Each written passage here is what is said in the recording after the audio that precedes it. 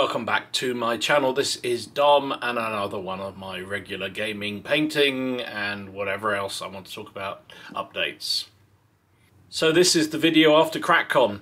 Crackcon 4 has come and gone in Derby and was terrific fun. Absolutely terrific fun. I really enjoyed ourselves. I think I was talking to Martin just this morning when I was before I did this video, and we agreed I think it was probably one of our, apart from Crackcon 1, which was just like, wow, there's people here, people came. Crackcon 4, I think for some reason was probably the best one apart from that. I don't know why. Fantastic fun. We had, even though Storm Barbette hit and half of Derby flooded and a few poor souls couldn't manage to make it, it was terrific and we had an awesome time. We went out, a lot of us went out Friday night to a pub, where we had a room pretty much to ourselves, and we played board games and drugs far too much in most cases. Whiskey was hit by me for sure, and it was terrific fun. And then Saturday was the main day of Crackcon, and probably around about 55-60 people turned up in total, something in that order. I think we'd sold about 50 odd tickets, maybe a bit more, and it was terrific. Really good fun, lots of cracking games. Ian Mann, who runs the shop there at Boards and Swords where we hosted the event, put on a refight of Trafalgar using Windy Boat Game, and it was immense, absolutely immense, because it was the anniversary of Trafalgar.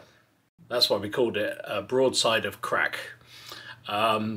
So there was that, there was a big Tewkesbury game, there was a big shot practice game going, there was a naval war game going, Blood and Plunder, I'm going to forget everything that there was. Tim had put on a really good version of O Group using sort of colonial, it was Colonial Wars, which looked terrific. Everyone who played it said it was really good. Alex from Storm of Steel was there doing a First World War game, which again, every time I looked over was people all around it. Madman Steve put on his Space Weirdos game. There was a demo of Gangs of Rome. Here, I'm going to forget something in a minute, but lots of terrific games. I played in a General Dame game, Napoleonic game, which Gary had put on, and it was terrific, really good, because I love General Dame. People who know the channel know I love playing General Dame. One of the only criticism I have with it is you need a lot of time to play a game to a sort of conclusion, and playing at Crackcon pretty much the entire day. We started about, I don't know, about 10:30, something like that, and finished around about 3-ish, maybe a bit later actually, 4, even allowing for lunch breaks, and I had a few things to do, and we had a couple of breaks in between to look around. You know, it's that order of time that we got a result. We played this scenario that Gary had dreamt up, which was French trying to take 2 key villages that were quite well spaced apart from Prussians. I was playing Prussian. I was defending one set of villages, and it was just brilliant. Really good fun. I apologise to David, who was up against me. My dice was absolutely red hot. I'm generally fairly lucky with dice. More often than not, I dice pretty well, but it was just monumentally good, that game. I think we had, as the Prussians, we had 2 brigades of infantry and 1 small brigade of cavalry, and the promise of a landwehr brigade, if we needed it, to come on in reinforcements. We didn't need the reinforcements, and we beat off, I don't know, I think it was about 3 brigades of French, 2 brigades of Poles and cavalry, and we pretty much fought them to a standstill. And although the very last turn, because the French had first and last turn, well, last turn, they took the village, they would never have held it, because it was just like a last last effort, they took one of the villages, and we would have taken it straight back again. So, you know, I'm calling it a massive Prussian victory, especially because we didn't get the land we're on. Anyway, great fun. Crackcon 5 will be in October next year. Back at Boards and Swords in Derby. If you're interested, follow the Plastic Crack podcast, and we'll update you when that's happening and when tickets go on sale for that. Obviously, it's limited numbers because there can only be so many people in the place. So what else has been going on? This week, I'm planning to play. Well, after Crackcon, I didn't really feel like putting on a game at the club, so I think I'm going. So hopefully this week, Paul and Tony are going to put on an Indian Mutiny game. We talked about using Men Who Would Be King rules, so I don't know, we'll see what happens with that. But really looking forward to that, playing with their lovely figures. We'll see what happens with there. I did manage to get a solo game of Epic, Pike and Shot, in the other day, so if you're interested, the video's here, wherever it is, and you can look at that. It was really good fun. It was just literally, I had all the figures laid out, I just moved some away and put some terrain down, and it was a very simple scenario, not very balanced, but it was great fun to do, and it's really nice to get all the figures, or most of the figures out. So I'm busy doing more, and you'll see coming up loads of painting of Epic figures. So apologies if that's not your thing, but that's what I've been doing for the last couple of weeks, painting Epic figures, plus a few other bits and bobs. So. Anyway, talking of painting, let's take a look at what I've been up to. So first up, another unit for the Bruces in Ireland project. Yep, you remember that one? Still going strong, just haven't done an awful lot of painting recently. But I was going through some of the figures that are sort of ready to go and prepared and on the bases and whatnot, and found this unit of Irish Cavalry. Well, what I'm using is Irish Cavalry, sort of primed but not painted, so I thought I'd better rectify that quickly. So yeah, 12-man unit. They are, I think they're all Gripping Beast metals. They are probably from a Dark Age period primarily. But they've come out okay, actually. I've kept them fairly basic colours, greens because they're Irish, obviously, and yeah, they'll form the second unit I think I've got of Irish Cavalry. The only slight qualm I have with them is some of these weapons are incredibly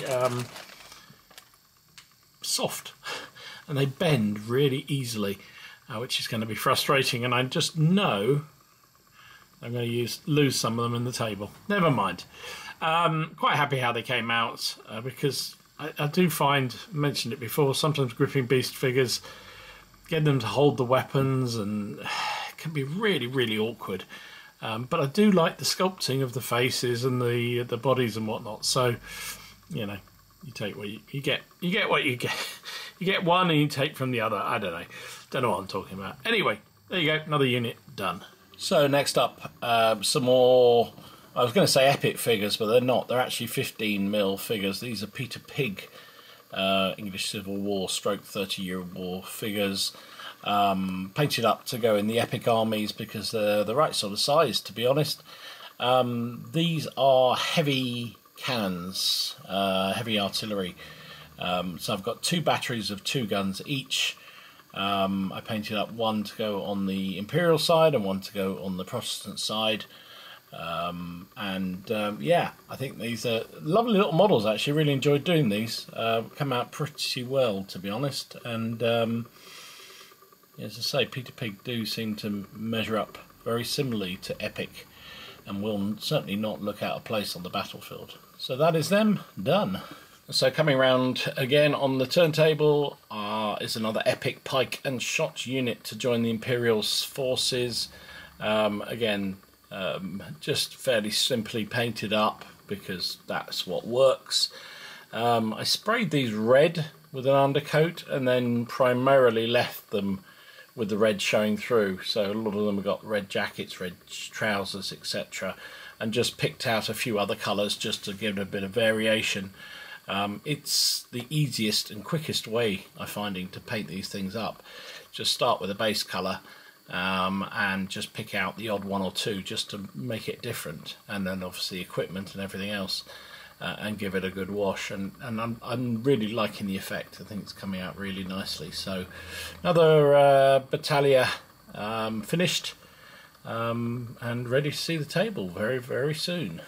And yet more epic figures. Well, again, 15mm Peter Pigs predominantly, done with commanded shot and or musketeers in mind, dragoons in mind. The guys on the smaller bases are all Peter Pig metals. They've got the stands, so they'll mix in pretty much on either side. Then there's the command group, which I've put a Bavarian flag with, and another unit which will form part of the dragoons. That's a real mixed bag. There's some metals from Peter Pig in there. There's also epic plastics. So yeah, another load done, ready to see the table.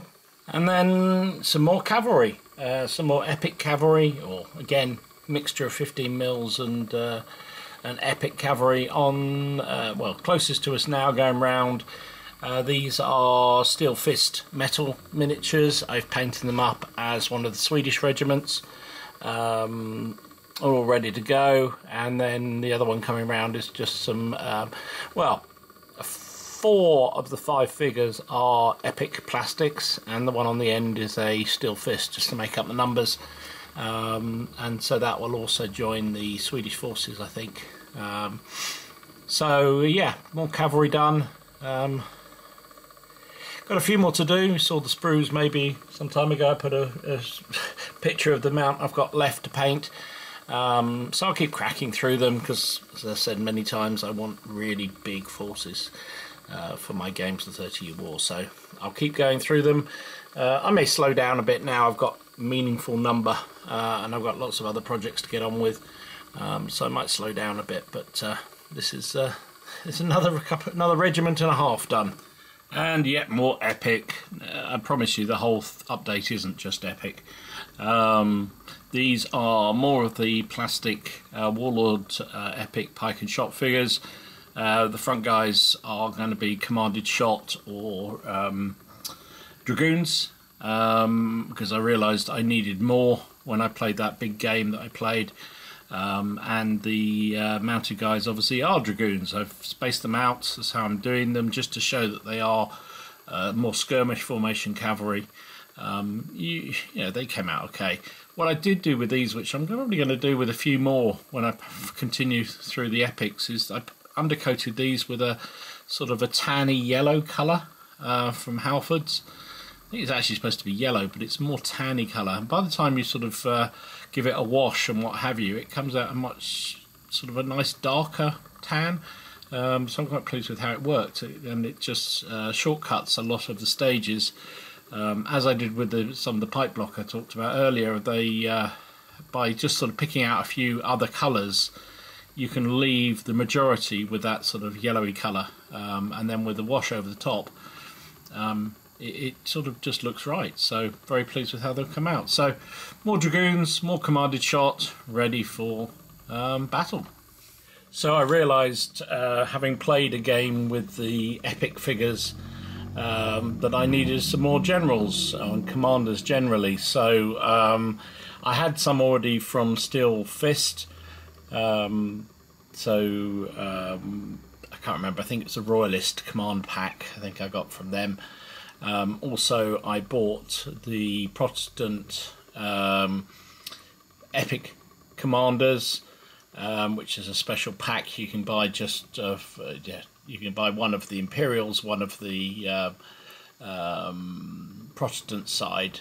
So it has the leading commanders from each of those two, each factions, each armies. You can also buy English Civil War versions, I believe, as well. So yeah, I bought those, and also with a couple of I bought some figures, as I mentioned before, on eBay. Somebody had already painted some to varying degrees of standard, so I bought within the pack I bought, he'd supplied a couple of generals, which I think are from the Protestant pack. So the guy coming around on the white horse and the one on the base next to that white horse are both, I think Gustavus is the one with his sword back like that. So I've just sort of touched them up and repainted them a bit. Yeah, quite happy. They've come out all right. I've taken the decision to base them on these sort of circular bases just so they stand out. I may go back and rebase the other commanders that I already had onto a similar base, or I may just leave them as they are. But moving forward, I think I'll try and do commanders on little circular bases like this to stand out. It just shows that actually when Warlords try, the commanders for the Epic are, even though they're mounted, actually have fronts to them. So my biggest complaint with the Cavalry in the Epic packs is that they don't really have fronts or backs. They have very good sides, but front and back is terrible. But these guys, these commanders actually have fronts and backs, and so you can do it. I guess that's why they are, limited number sprues. So they're not actually on sprues; they're individual in the bag. So I'm guessing that they're not moulded in the same way, which is why they probably cost more. Well, not probably, they do. But you can see also that the Epic figures, once again, if you didn't need me to tell you once again, mix in very nicely with Steel Fist miniatures. The scale is very similar, and they just don't look out of place at all. So some more command bases, mostly for the Imperials, but also a couple for the Protestant side, ready to go. So I haven't been going entirely epic the last few weeks. I've also been keeping going on some of my other projects. So this one is part of the Dutch-Belgian brigade that I'm building for Black Powder and or General d'Armée. These are peri-metal chasseurs from the Dutch-Belgian army. I painted them up, I think it's the 38th, I want to say. Had the yellow facings. Nice figures. Limited in the poses because you don't get that many, which is somewhat unfortunate really, but they'll do fine. I've painted about half the battalion on two-man bases, so I can put them out in skirmish formation if I want to. I've just noticed the flags need a bit of touching up around the edges. And the other thing that really annoyed me, what a dingbat I was, I meant to base all the guys. You see some of them have got yellow tips on the tops of their Shako plumes. They denote the elite companies, and I wanted to put them together. For some reason, when I was sticking them on the bases, completely forgot. Completely forgot. So I just stuck them on any old how, and then came back and realised that I'd cocked it up. The problem is I've used super glue onto those sort of Warlord plastic bases, Renedra bases. And I know you can put them in the freezer and all that kind of stuff, but I just couldn't be arsed in the end. So they are what they are, but it's just going to annoy me now that I look at them and think, I wanted the elite companies all together. Never mind. Nice figures. I enjoyed painting them. Very simple to paint because they're all just dark colours. It's a dark green uniform, grey trousers. I mixed in, as I always do, a couple of, I think there's four, something like that, with slightly different coloured trousers, browns, two different types of browns in there, just to give a little bit of variety. Yeah, quite pleased with how it's come out, apart from the bloody plumes. So finally, just for completeness more than anything else, because those that are interested have probably already seen the separate unboxing and painting video I did on these fellas. This is the 12 English Civil War bloody miniature figures that I painted up just this week. We're blessed with stinking terrible rain on Sunday, and I managed to get out just before it all started to undercoat these fellas, having just had them arrive, and then was pleased I did because it was so foul we didn't do anything at all. and I just sat and painted these fellas pretty much in a day, and they are amazingly good figures. I really like them. They were done obviously as well, not obviously, if you haven't seen the video you wouldn't know that, but they were done as 4 different packs of different sort of character packs, and I thought, right, I'm going to put them into one unit. So this is a veteran unit of hardened warriors to join my royalist army in 28mm, and they made quite a change from doing epic, I have to say. Really enjoyed them. I think I'm very satisfied with how they've come out. Some of the edging of some of the gold on one of the guys in the front rank I'm not so keen on, and especially looking at it under a bright light doesn't show through too well, but I'm very happy. Otherwise I kept a fairly sort of tan type colours. The armour, I used, one of them was quite a dark gunmetal grey, another one was a slightly later, sort of lighter gunmetal grey, and then the silvery one is a sort of, what was it called, plate metal I think it was called, and the guy with the slightly bluer tinge to his armour, that was one of the Vallejo black paints, which comes out a very grey bluey colour, and I quite like the effect of it actually on armour. So yeah, there's no such thing as a uniformed armour, so certainly isn't in my army. Anyway, there you go, that's them finished, and very pleased I am with them too. So purchasing wise, I've been pretty good really actually. In fact, I've even put some stuff up on eBay, some of the projects that I'm just never going to get round to. Not many, but a few bits and bobs I just thought, really, I'm not going to do. So I put them up, mainly some Second World War stuff. I had some French resistance figures that I planned to do something with, but I just can't see it happening, so they've gone up on eBay and some other bits and bobs. At Crackcon I was very restrained. I just bought some paints, that was it. I think I've also ordered some new paint brushes from Amazon, but that's it on that score. The only other things were Warlord's new supplement for Hail Caesar, Caesar's Gallic Wars. I did a short video on this, I'll put a link here for that. Really lovely book, really enjoyed that. I want to get back and do some more Hail Caesar, so that'll be fantastic. And I also got, again, depending on timing, this might be a separate video, but I did get the new Bolt Action book, Campaign Case Blue, which it basically talks about the southern Caucasus, I think, some of the campaigns through there. And I just think, I say this many times, I think these Warlord books, Bolt Action, the Hail Caesar, the Pike and Shot, the Black Powder books, are really good reads. I mean, whether you play Bolt Action or whatever else, I think these are really good, and I like Bolt Action.